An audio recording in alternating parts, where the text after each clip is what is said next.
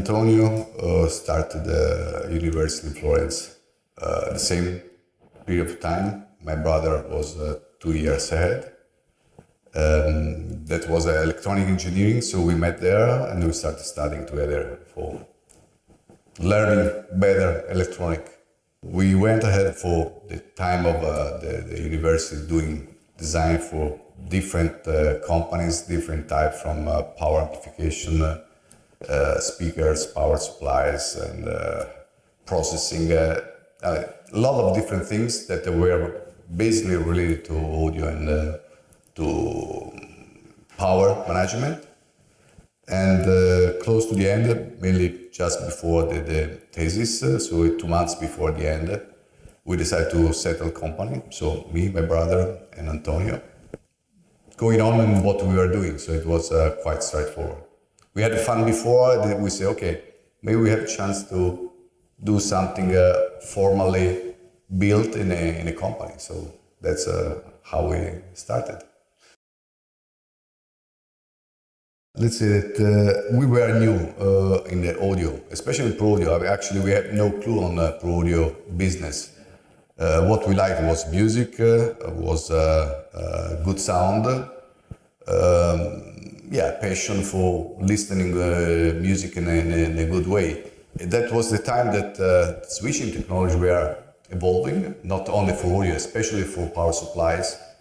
And we started evaluating what was a possible application for switch mode, power supply, and related stuff to the reproducing audio.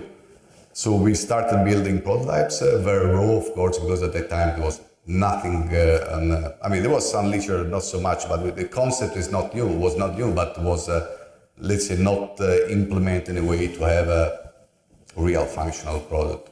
So we started building prototypes, different sides, power and performance and so on. And we ended up with something that was functional, was producing good sound. Could be better, of course, could be improved, but was a good starting point. So that's the beginning of our Pro Audio history. I have to say that we had the nice position to be well prepared on the power electronic, not being directly in Pro Audio, so is the favorite position in a way that you have knowledge of what are the ingredients to build something that is interesting in a different business with a fresh mind of somebody that's coming from outside. So it was a nice situation. So many features that were already ahead in other domains of application, like a power factor correction and switch mode technologies, were totally new in the Pro Audio. So I think we had the fortune and the merit to take things that were already good and proven to be efficient and reliable and effective in a business that has been always very conservative and not taking care of other things that were moving ahead. You can see some advantages in terms of decision capabilities, that's for sure. We have been always deciding our future trends, developments, strategies on the market, and even a crazy path to pursue without having to respond to anybody else. So I think this has been a big advantage from this point of view, because you know that you depend on yourself, on nobody else, and the people that are inside the company still have a very direct relationship with the management. That's a good thing. We fight sometimes, of course, as everybody, nothing strange, but we divide the competences pretty much in a very clear different directions, to go ahead. And this has been a good choice. We don't fight on the same topic specifically. We do brainstorming together, of course, not only with the family, but also with the key people inside the company. So this is very open, and especially there's no overlap in functionalities. That's a good thing. I would say it's a rational way to do things because here in Florence, mainly we have engineering and sales and marketing and administration. We have 3 different production sites outside Florence because there are competencies specific on certain products that are the best things the best solution we could find for building our products. This is pretty common with all the other industries. I mean, unless you do a product that does not need to be much handworked, so you need a real skilled human people that produce the product and finalize the package. It's better you look for the best technological partner from a manufacturing point of view. Actually, we added also here in Scadici a production line based on lean production structure that is doing some products in parallel with other manufacturing sites. There are several synergies. Of course, it's a completely different business. So let's say it's about vehicle localization, fleet of vehicles management, hardware related operating centers for handling a large amount of vehicles, thousands of vehicles. So it seems quite different, but there are a lot of things like the software development that is, of course, pretty much in common in terms of knowledge and instruments, tools to develop software, and the hardware as well.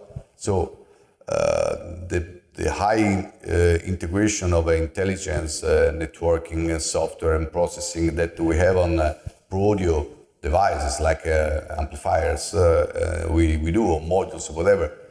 It's also part of the knowledge that we gather in a mobility system. For certain positions, surely it's multi-ethnic, let's say. Personally, is a welcome thing. For engineering, probably we are much more conservative from this point of view. We prefer to have a very quick, fast dialogue. So it depends on the position. Of course, if you are in charge of international sales or national sales for other countries, you cannot be in Italy because there would be a wave of mind that will not fit the country where we want to get in. So it's case by case. So it's a mix of things, let's say. In this building, probably there are many more Italian than the average of Powersoft employees. It was a very simple thought, and it was not rocket science, but I think that the good point was that, again, mixing things together. So the ingredients are having a very high efficiency amplifier. It's one element. Then you can drive a speaker with a high efficiency conversion that if you make a very high efficiency speaker, then you need a very little power to produce sound. Maybe that little power can be provided by the sun directly. And so that was the DEVA evolution. So it started like just playing music with nowadays you can find a lot of product like that, but 7 or 8 years ago, that was the original starting point. There were no solar energized speakers. So it was the beginning. Then, of course, once you have the infrastructure, the operating system, the processor, then you start, okay, I can play files, I can make a camera.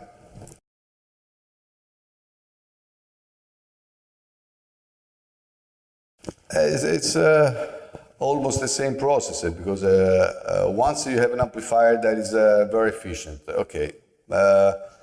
Previous generation was 95% efficient. The next one is 96. The next one is 97. Okay. you can only get to 100%.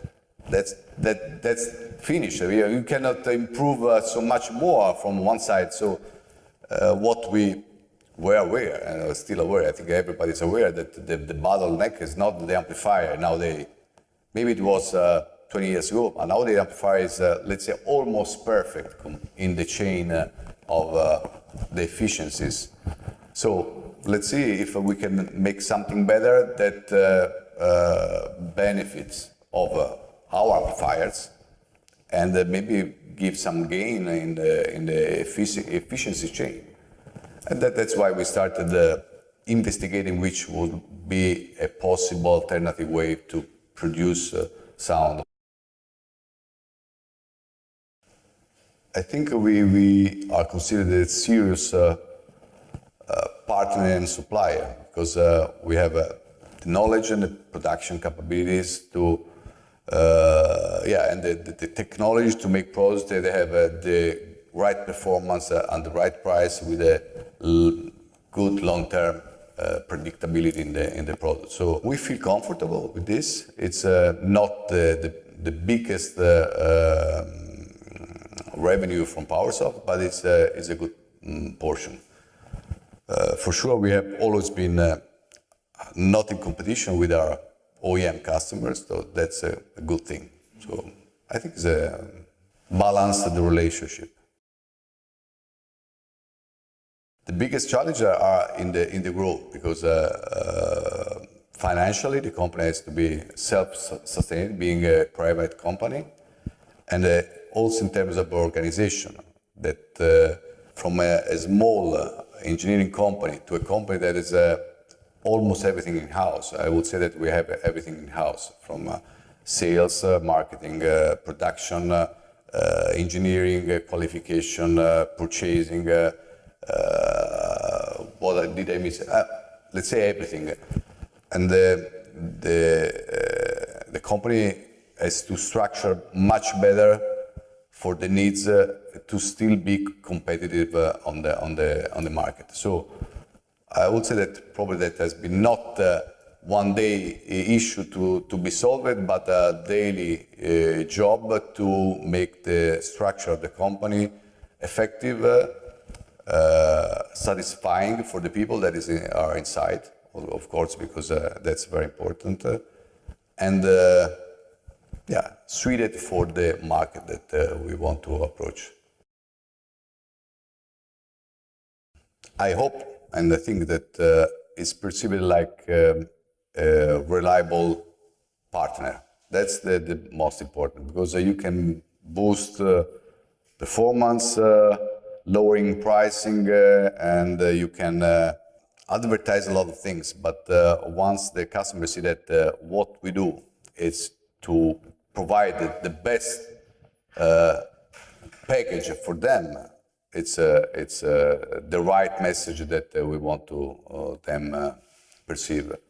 For sure, we like the people perceive us as somebody that does not rest on the new things. That's